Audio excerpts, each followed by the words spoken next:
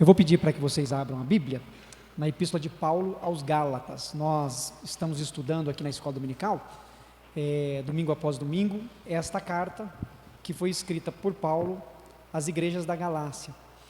A gente conversou um pouco sobre o propósito do apóstolo Paulo, que ele estava se defendendo, inclusive, dos mestres rivais, aqueles judeus que se converteram também a Cristo, e que ainda entendiam que para ter uma vida de comunhão com Deus, para ser salvo, precisaria cumprir as regras dos judeus, Então tinha que seguir a dieta que eles exigiam, tinha que passar pela circuncisão, tinha que cumprir tudo aquilo que a Torá apresentava, os livros da lei. E Paulo aqui, ele começa a defender não só o seu trabalho, o seu ministério, de que Cristo Jesus é suficiente, mas também ele quer mostrar a importância da unidade da igreja de Cristo. Então, dentro dessa discussão, dentro desse debate todo do apóstolo Paulo com os mestres da lei, que estavam ali questionando não só a vocação do apóstolo Paulo, mas a maneira como os gentios cristãos estavam vivendo em Cristo o Evangelho, Paulo começa a falar sobre a necessidade de serem unidos, de entenderem que são um povo só, que não há distinção, que não há separação, que todos eles caminham juntos. E o propósito da nossa aula hoje é trabalhar um pouco mais nesse assunto da unidade, de sermos um. Mas eu quero ler o texto que mostra um embate que houve entre Paulo e Pedro, e aqui nesses versículos Paulo está relatando para a igreja na Galácia, espalhados pela Galácia, o que aconteceu.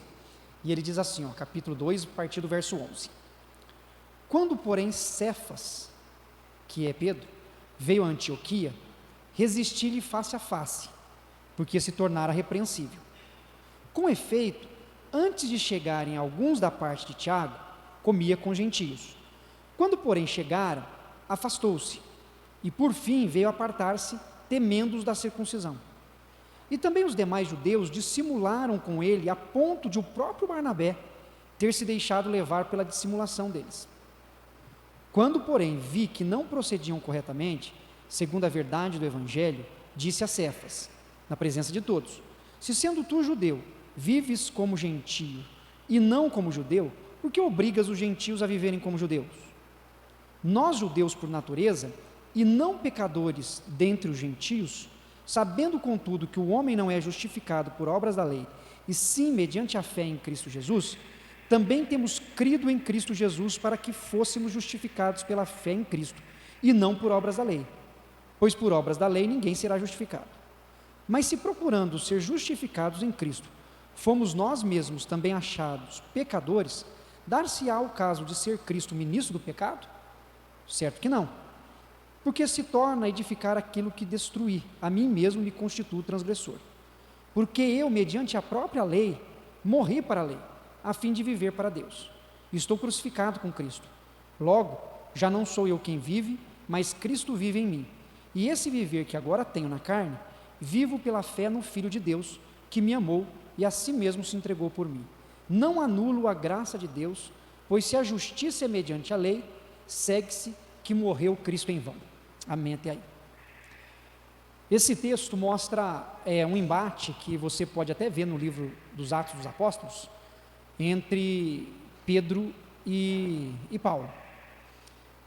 Paulo, diante da atitude de Pedro, de mudar a postura que ele estava tendo com os gentios que se converteram, gerou um impasse entre os dois, gerou um diálogo um pouco mais confrontativo, certo? Eles se confrontaram diante do ocorrido. E Paulo relata isto nesse texto, não é à toa. Paulo torna o que aconteceu em Atos dos Apóstolos, no nascimento, no desenvolvimento da igreja, não é com o objetivo de expor Pedro e nem mesmo de reivindicar para si essa postura de eu confrontei, como se fosse uma forma de inflar o seu ego diante do diálogo. Não. Paulo explica o que aconteceu porque era necessário mostrar às igrejas da Galácia que Pedro, que havia desde o começo também entendido que os gentios faziam parte do povo de Deus, do povo chamado desde o nascimento por Abraão, né? Desde o chamado de Abraão, quando o povo foi chamado pelo Senhor, fazia parte desse povo salvo, mas que nesse momento específico, Pedro se sentiu pressionado por um grupo de pessoas e recuou.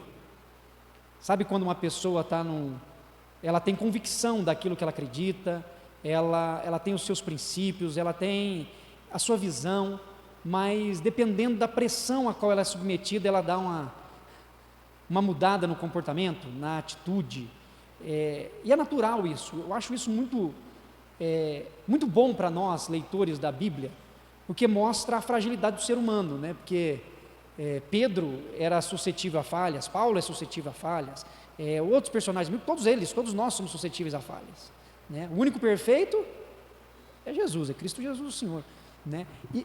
E Paulo mostra isso, dizendo assim, olha, até Pedro passou por isso, e não só Pedro, mas até Barnabé, né? E quando ele cita que até Barnabé, eu imagino a inquietação no coração do apóstolo Paulo, porque Barnabé foi quem discipulou o apóstolo Paulo, ou seja, Barnabé era aquele que estava caminhando com Paulo, ensinando Paulo, e até Barnabé nesse momento, diante da pressão, eles mudam a postura.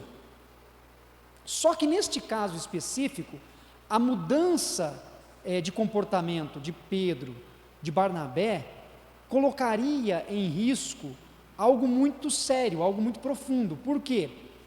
Porque se a atitude dele estivesse correta, mexeria com a base do Evangelho, porque Cristo não seria suficiente, o cumprimento da lei e dos rituais seria necessário.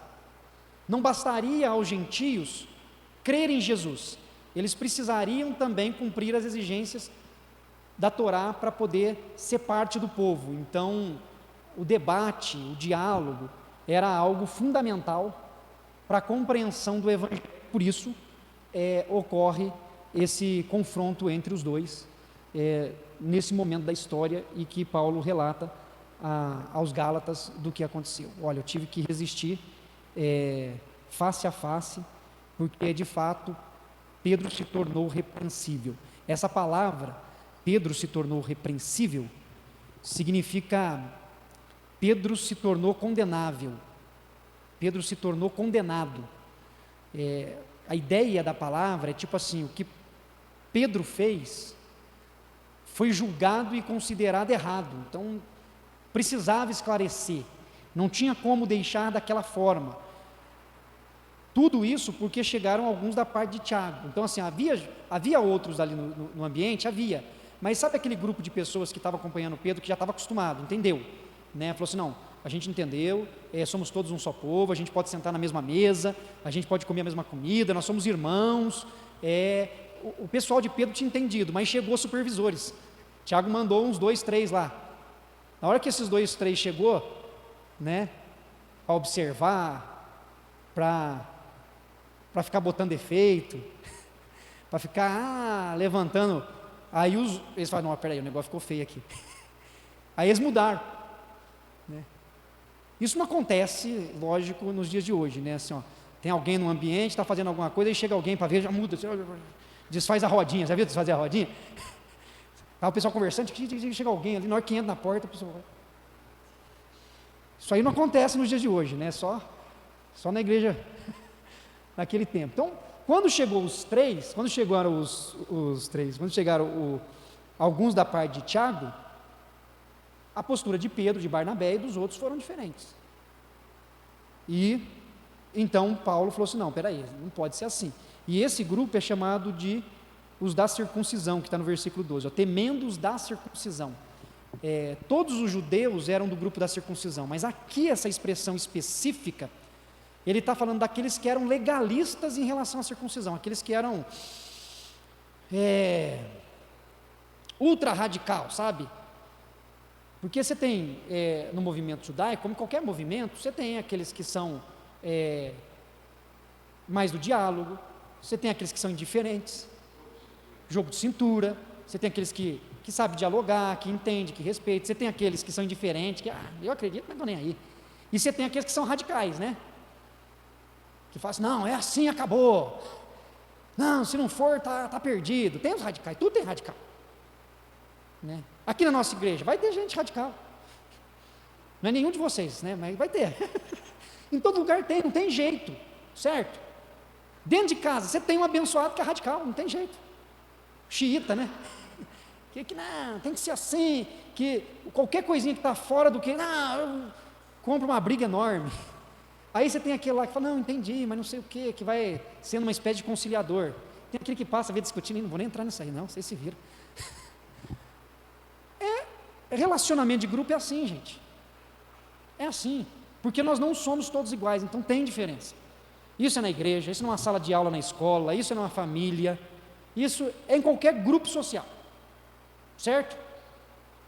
Então você está lá no seu trabalho, vai ter alguns em alguns aspectos radicais, outros que vão ter um pouco mais de jogo de cintura, como foi posto, e vai ter aqueles que são indiferentes. E Paulo aqui precisou confrontar essa atitude, porque esse grupo que era mais radical chegou, e quando eles chegaram, Pedro deu uma balançada. Pedro mudou a postura. Ele estava comendo na mesa com os gentios, mas essa turma chegou, ele deixou o garfo e a faca de lado e falou, não, estou com fome, não comi nada ainda. Ele deu uma de,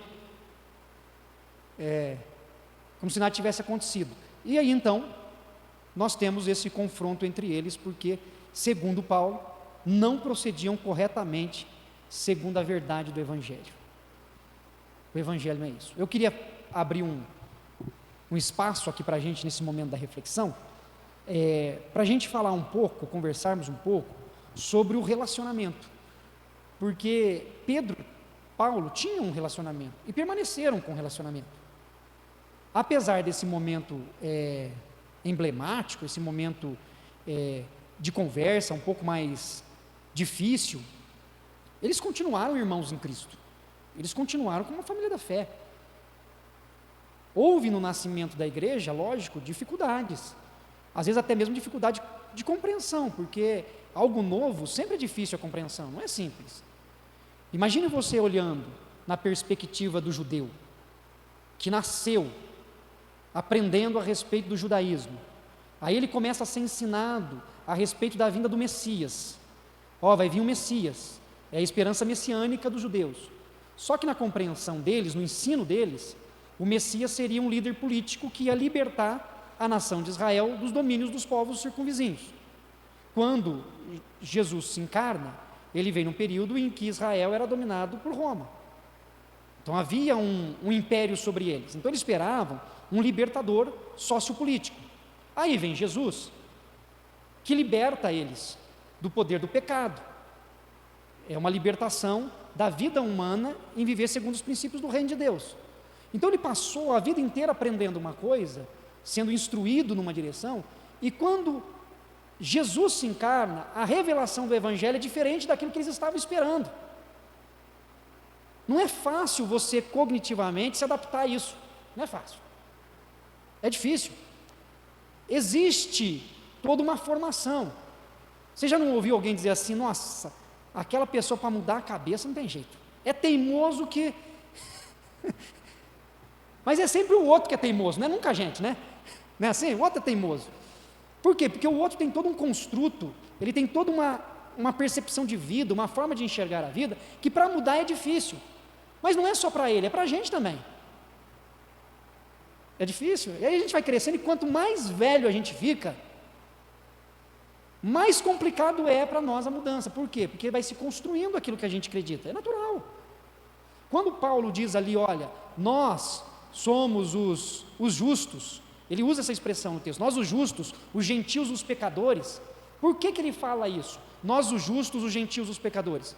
Porque na história do povo de Israel, na caminhada, essa palavra justos se referiam àqueles que cumpriam as determinações da Torá. Os justos eram aqueles que obedeciam o que a Torá prescrevia. E como os gentios não tinham a Torá como um livro sagrado para eles, porque eram outras nações, eram outros povos, eram outros valores, eles eram pecadores.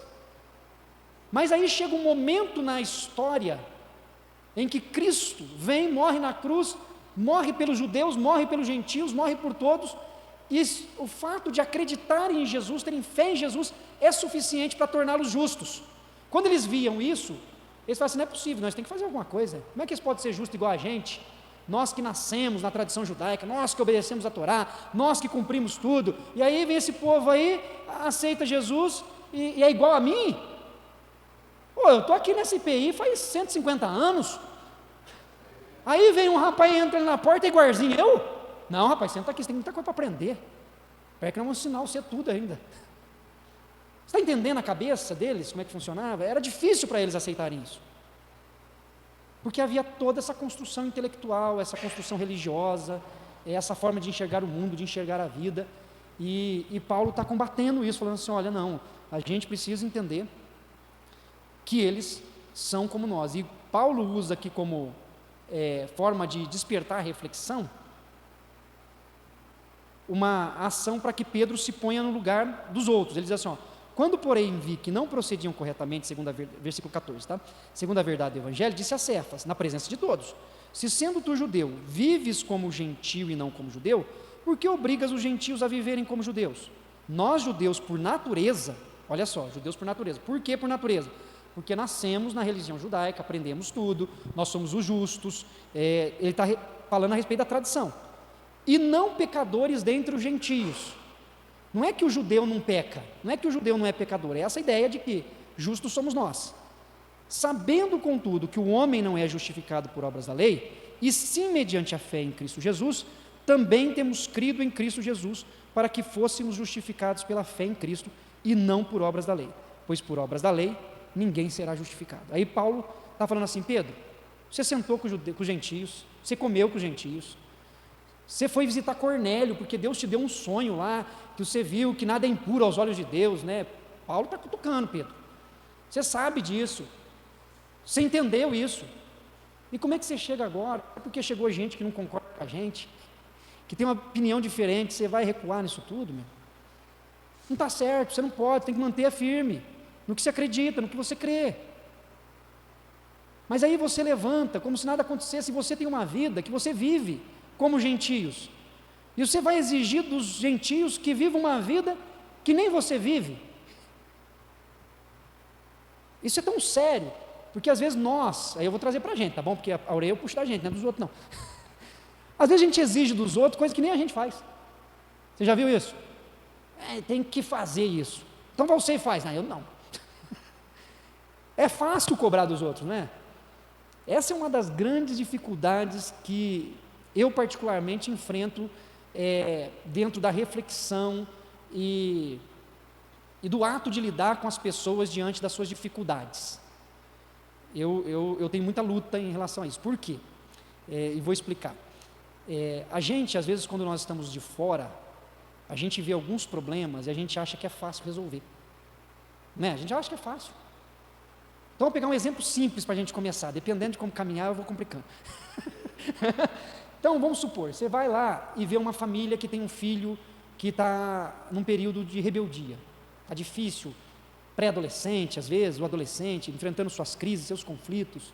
Aí você está de fora, você fala assim: se fosse um filho meu, eu fazia isso, isso e isso. A gente já fala: é assim, porque o pai é mole. Olha só, a gente vai... é assim, porque a mãe, a gente vai... Porque se fosse filho meu, seria assim, assim. A gente vai falando, né? A gente vai criando essa ideia. Tinha que fazer isso. Só que aí vem o teu filho. Aí muda, passa o tempo. Aí é o seu filho que nasce. Aí quando chega na pré-adolescência, às vezes ele pode ter o mesmo comportamento. Aí muda a história, não muda? Porque aquilo que você falou que o outro deveria fazer, você vê que na prática não é fácil de fazer. Sem dizer isso, os tempos são outros. A justificativa, né?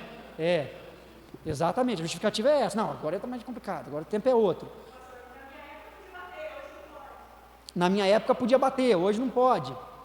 A gente vai dando essa justificativa. Por quê? Porque é diferente quando a gente está passando pelo problema e quando é o outro que está passando. Não é assim? A gente já diz, a pessoa está com um problema no que se refere à moralidade. É só dar uma coça que resolve. Tem gente que fala isso, né? É só dar uma coça que resolve. Não resolve. Às vezes você dá a coça, piora, a pessoa fica mais revoltada, se sente mais excluída. Tem muitas coisas que a gente só sabe a dor e o sofrimento que é quando nós vivemos, quando nós passamos por isso. Então, eu falo que eu tenho uma dificuldade porque eu procuro ser o mais empático possível, ou seja, me pôr no lugar da pessoa que está enfrentando o problema, para tentar ver a dor e a dificuldade que a pessoa está passando, para tentar entender quais são as limitações que ela enfrenta dentro daquele problema, e não simplesmente criar regras, criar axiomas, criar até dogmas, para que a pessoa tenha que se encaixar dentro daquilo, porque não é simples assim, não é fácil, são os problemas que a gente vai passando, que a vida vai trazendo.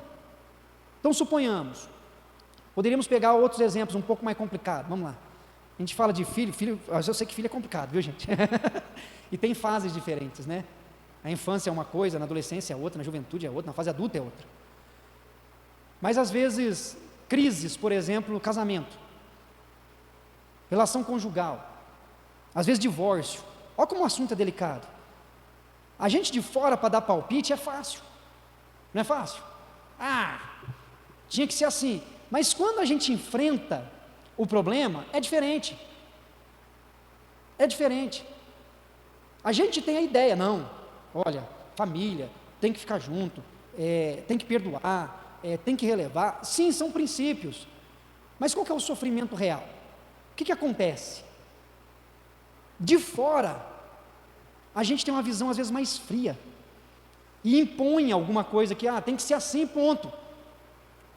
Mas quando a gente sofre na pele, a gente vê que simplesmente uma frase, axiomas, são frases estabelecidas, que não aceita questionamentos anteriores, entendeu? Assim, são frases que na compreensão humana, são coisas inquestionáveis, ela não leva a uma segunda reflexão, como se fosse, olha, eu acredito nisso por causa disso, eu acredito nisso por causa disso, por causa daquilo. Quando você tem um axioma, é quando você não tem mais o que responder acima dela, ela é inquestionável, não tem. Então a gente cria às vezes algumas coisas assim, e a gente vai impondo sobre o outro, mas sobre o outro, porque sobre a gente, quando a gente passa, já muda a conversa, não é bem assim, não é bem assim, é diferente, e é por isso que a gente vai mudando às vezes a cabeça da gente, por isso que às vezes pessoas mais velhas se tornam um pouco mais conciliáveis, porque quando você pega um pai que acabou de ter o primeiro filho, ele é duro, não é assim? Porque não sei o quê. Agora pega esse mesmo homem depois que ele vira avô. Depois que ele vira avô, como é que é? É do mesmo jeito? Não é. Ele fala, não, aprontou? Não, então está de castigo. Aí chega avô, aprontou? Vem cá com o vô. Antes que tua mãe vem cá. Por quê? Porque já passou por tanta coisa que ele fala assim, gente, não precisa dessa, é a vida, a gente vai se tornando um pouco mais maduro em algumas coisas, mas não é em todas as coisas, tem muita coisa que a gente não passou pelo problema, que a gente continua sendo mais radical, mais ferrenho, e às vezes a gente só vai mudar quando a gente passar e ver que nem sempre tudo que a gente pensa que é fácil como a gente pensa, é a vida que vai ensinar. Então quando esses homens chegam diante de Pedro, diante de Cefas se esquiva, muda, e aí Paulo dá essa palavra dizendo, Pedro, fica firme, lembre-se de quem você é, lembre-se no que você acredita, continue ali, dialogue, converse, mostre porque da importância de estar com gentios, porque nós somos um só povo, somos todos salvos, somos todos pecadores, e somos todos justos em Cristo Jesus, somos parte de uma família, unidade.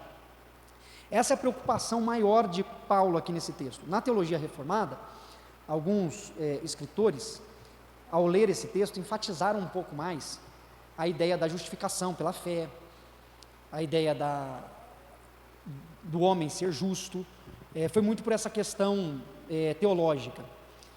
Um dos autores que eu li, Wright, ele usa esse texto e dentro do contexto ele propõe uma releitura diferente desta que estava muito habituada. Ele coloca que quando Paulo escreve, a ideia dele de falar sobre essa justiça, sobre essa fé, é para mostrar que a fidelidade nossa a Deus e a justiça na qual nós vivemos é para todos que de fato estão em Cristo, e que isso nos torna um. A perspectiva não é, inicial na leitura de Wright, não é soteriológica, ou seja, ele não está falando só sobre salvação. Somos salvos e vamos morar com Deus. Ele está dizendo assim, nós somos uma família. A ideia inicial é defender eclesiologicamente que nós somos um só povo. É isso que ele quer que esteja presente, ou seja, que nós precisamos cuidar uns dos outros e entender que nós somos uma família. E aí, trazendo isso para nós, o quanto é importante a gente de fato aprender a viver como família. A igreja, e aí eu falo de uma maneira geral, a igreja cristã, ela tem perdido muito essa ideia de família, de sermos irmãos mesmos uns dos outros, por vários motivos. Um deles é a sociedade egocêntrica que a gente vive. A gente se preocupa com a gente, né? A gente se preocupa em alcançarmos o que nós precisamos para a nossa vida, para a nossa família. Então a gente levanta segunda-feira cedo, vai trabalhar para pagar as contas, para preparar. A gente cai no mundo individualista, cuidar da nossa família, cuidar de nós, né? O outro problema que a gente enfrenta é essa ideia de religião de massa. A gente vê assim, o que é mais importante na vida da igreja? É o culto cheio, é a escola dominical cheia, ou seja, quanto mais pessoas, dá mais a impressão de que a gente está mais abençoado, né? Aí ninguém conhece ninguém, você entra, você sai, ninguém te viu, mas nossa, a nossa igreja está uma bênção, nós estamos com 2.000 pessoas no culto. Você conhece quanto? Não, eu entro e saio, mas... Você está entendendo como é que as coisas vão perdendo a sua identidade? Tem problema a igreja ter 2.000 membros? Não tem problema, desde que tenha formas de ter convívio, relacionamento, que as pessoas se conheçam e etc, ok. Mas hoje nós vivemos uma cultura religiosa em que o que importa é o número de pessoas e não a convivência entre as pessoas. Aí você vai dentro da igreja, acontece o que aconteceu na igreja de Corinto, tem os guetos, né? Os grupinhos.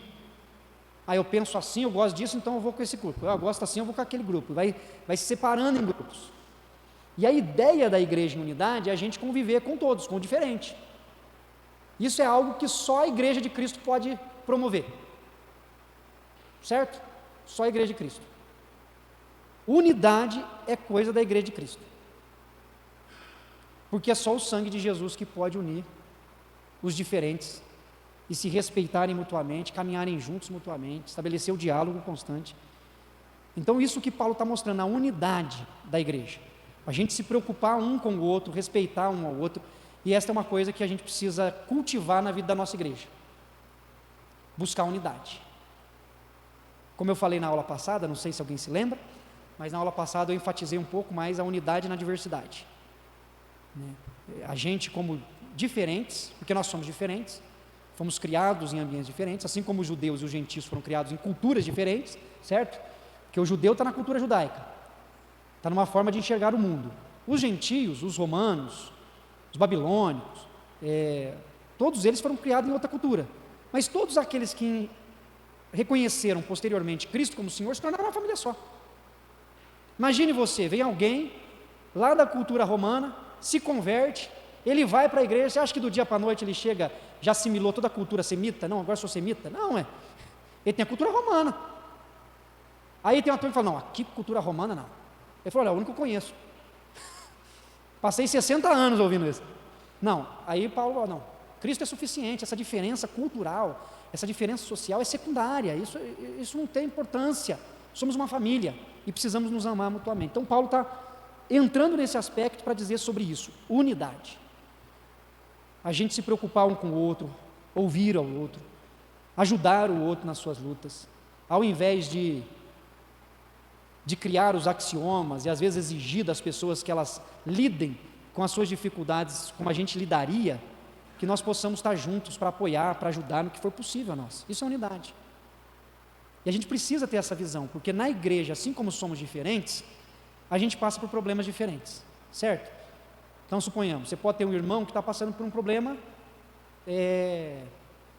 na educação dos filhos, como eu já falei, pode estar com um problema mais difícil, uma situação específica, enquanto o outro pode estar com um problema financeiro, está numa crise econômica, está num momento difícil, são problemas diferentes, certo?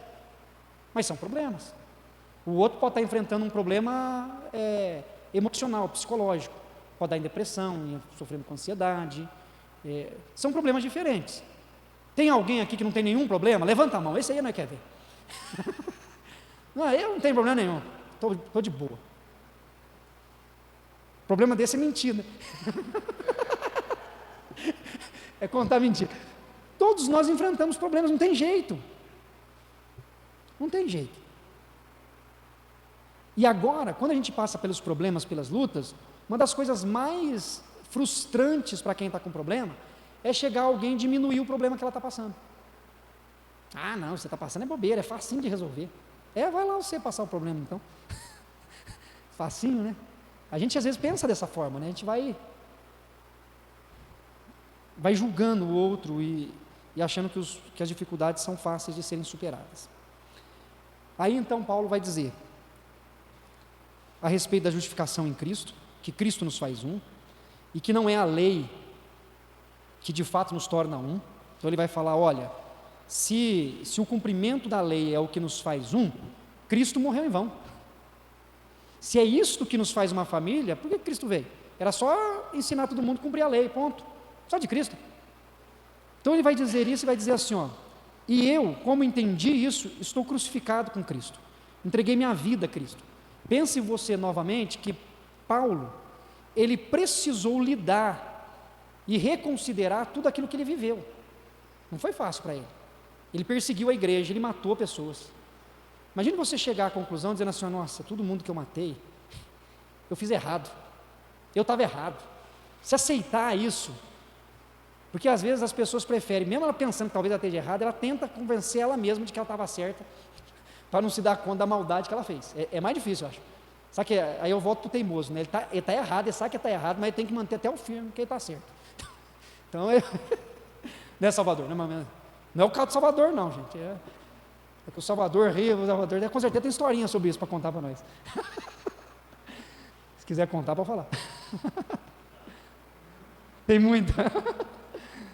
Às vezes a gente vai teimando, mas Paulo, ele falou, não, eu errei, eu tive um encontro com Cristo mudou a minha vida, eu morri, em Cristo eu morri, para buscar essa unidade. Olha só, Paulo dizendo assim, persegui vocês todos, os judeus em especial, e agora eu entendi o que Cristo fez pelos judeus, e o que Cristo fez pelos judeus foi também pelos gentios, e nós somos uma só família, vamos caminhar junto, é a busca pela unidade. Então, a gente tem pouco tempo, eu queria que você pensasse junto comigo, algumas ações que nós precisamos também tomar, para buscar essa unidade, para termos unidade uns com os outros. A primeira delas é o diálogo. Não tem jeito de ter intimidade, de ter relacionamento, ter profundidade, se a gente não conversar com as pessoas. Mas no diálogo, o diálogo tem duas coisas que são importantes. Duas coisas. Uma delas é falar. Mas a outra, que às vezes é mais difícil, é o você ouvir também. Porque tem gente que gosta de falar, mas não gosta de ouvir. O diálogo precisa dessa interação. É dialogar, é conversar, é ouvir. Uma segunda ação que eu acho que é importante é a gente parar, às vezes para melhorar a nossa qualidade de vida, no que se refere à nossa agenda, para a gente ter tempo de conversar com as pessoas. Às vezes a gente vive numa loucura de correria. Acabou a escola dominical, vamos embora, tem que fazer almoço, tem que ir no supermercado, a gente sai correndo. Aí, é você mesmo, né? Fala, Senhor, como diz os pentecostais. É brincadeira, viu? Aí a gente vive numa correria, termina o culto, vamos embora. E a gente não para conversar. Não tem como estabelecer comunhão, convívio, unidade, sem diálogo, mas não tem como ter diálogo se nós não tivermos tempo para conversar. Senão nós vamos entrar e sair das nossas reuniões públicas, dos nossos cultos e estudos, e às vezes a gente não vai estabelecer relacionamento com ninguém, vai ser um momento só de ouvir, assistir, louvar, orar, mas sair correndo. Convivência.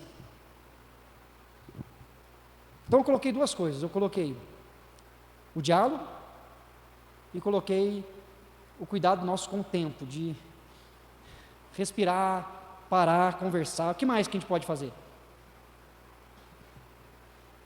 Um de cada vez aí para não atropelar.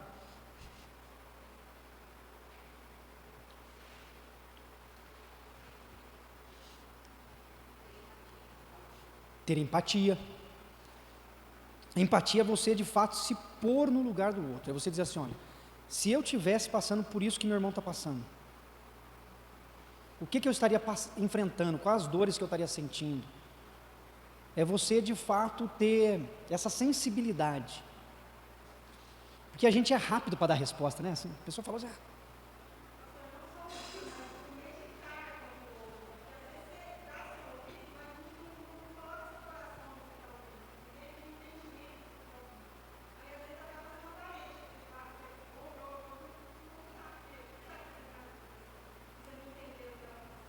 verdade. Então, a Ana colocou para a gente que essa questão de você meditar no que a pessoa está falando, ou seja, você considerar o que ela está falando. Porque às vezes você pode estar num diálogo, isso acontece muito, muito em debate. Essa postura de ouvir só. Isso em debate ele é muito comum. Porque o que acontece no debate? No debate são duas opiniões diversas, diferentes, em que ninguém quer ouvir o lado do outro. Só quer o outro está falando, ele já está preparando para no seguinte momento só rebater. Se você falou alguma coisa que é boa ou que não quer saber, quer rebater. E às vezes isso acontece assim, em diálogos mesmo, assim, às vezes um casal está num problema familiar, a mulher está falando, o marido só está esperando a parar para ele falar, né? Nem ouviu o que a mulher falou, né? Ou se ouviu, já ouviu para criticar o que ela falou, e vice-versa também, né? Então assim, esse ouvir, considerar, pensar, colocar a sua maneira de enxergar as coisas em questionamento, será que isso aqui está certo, será que isso aqui não está, será que é assim mesmo, para poder ter um diálogo melhor, e às vezes dessa forma, respeitando o outro, e ouvindo a dor do outro, as colocações que a gente faz também levam a pessoa a um processo de reflexão mais profunda que pode ajudá-la na cura, na mudança de atitude, na mudança de comportamento, porque é uma mudança que não é só a fala, é um negócio que tem que mudar às vezes o coração, a maneira da pessoa enxergar é difícil, né? Por isso que a gente fala, não, vai lá e faz isso, a pessoa não faz, por quê? Ela não pensa desse jeito, não. Mas tem hora que às vezes nesse diálogo a gente aprende o outro também, então é realmente saber ouvir, né? Saber ouvir, pegando a expressão meditar, é você ponderar, considerar, refletir, não descartar o que o outro falou, né? Não é só essa escuta física, né? Vai falando aí, para você desabafar, é uma escuta mesmo empática, né? Mais alguma coisa para a gente orar? Vocês querem orar? Então nós vamos orar pedindo para que Deus nos ajude a buscar sempre essa unidade, que nós possamos conversar cada vez mais, nos abrir mais, nos ajudar mutuamente, às vezes fazer uma visita para um irmão, uma irmã que está precisando conversar, fazer um jantar em casa, um almoço, chamar aquela família para a gente sentar junto, bater um papo, tomar um café, né? Ir na cafeteria, sentar um pouquinho, no meio da correria, às vezes do dia, você para 20 minutos, meia horinha ali, passa, toma um café, depois você volta para a correria do dia a dia, mas é estabelecer essa comunhão, isso é comunhão, isso vai nos aproximando cada vez mais. Senhor eterno, nós agradecemos a Ti por tudo que o Senhor tem feito por nós, e mesmo olhando, ó Pai, para esse momento da igreja, que houve um embate entre Paulo e Pedro, um embate que foi importante, porque caso não ocorresse, poderia todo o princípio do Evangelho ser questionado, ou até mesmo, não só questionado, porque já estava sendo questionado, mas ser modificado como verdadeiramente é desde o princípio. E Paulo acabou dialogando com Pedro, e nessa conversa, que nós não sabemos exatamente o tom que foi, mas foi uma conversa de confronto, pôde, ó Pai amado, trazer algumas coisas importantes para a igreja, e ao mesmo tempo mostrar que é possível ter relacionamentos profundos, aonde um edifica o outro, um ajuda o outro, um molda o outro, através da sua fala, através de uma conversa. E o que nós pedimos hoje, ó Pai, é que o Senhor venha sobre nós como igreja, nos tornar unidos, ó Deus, que nós possamos ter empatia uns pelos outros, que nós possamos entender a luta uns dos outros, as dificuldades uns dos outros, que nós possamos ajudar o crescimento, o amadurecimento, em vários aspectos, ó Deus, no aspecto intelectual, na interpretação bíblica, na vida de piedade, na vida de oração, de comunhão com o Senhor. Deus, que nós possamos buscar essa unidade, e que como igreja aqui em Mojimirim, que nós possamos de fato nos estabelecer esse relacionamento mais profundo, e ter um crescimento saudável, ó Deus. Sê conosco, é o que pedimos a Ti em nome de Jesus, Amém.